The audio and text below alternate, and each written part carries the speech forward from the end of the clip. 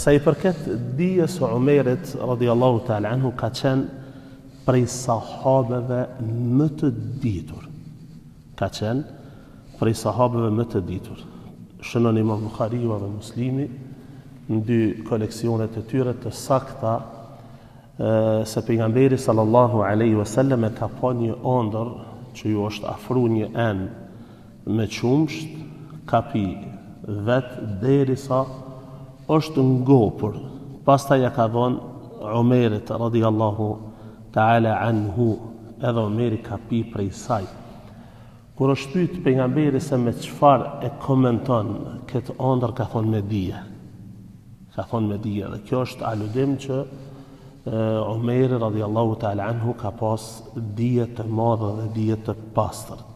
E këtë dëshmojnë edhe shokët e tjerë të pejgamberit alayhi salatu wasalam, të cilët janë njoftë me dije se Abdullah ibn Mas'udi radhiyallahu ta'ala anhu thot kështu: kur përmendën njerëzit e mirë, atëherë Umeri ka qenë prej të parëve, ndërsa kur flet për dijen e tij thot kana a'lamuna bi kitabillah, ishte më I dituri prej neve rreth librit të Allahut xhalla wa ala, wa afqahuna fi dinillah, edhe ishte më faqihu në mesin ton.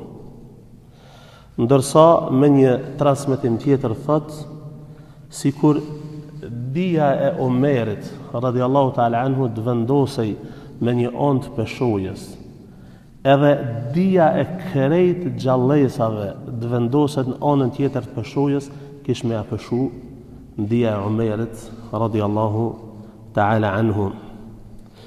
Ndërsa Hudhejfja radhiyallahu ta'ala anhu kur flet për dijen e Umerit thot sikur dija e krejt dynjos t'ishte palu në kokën e tij.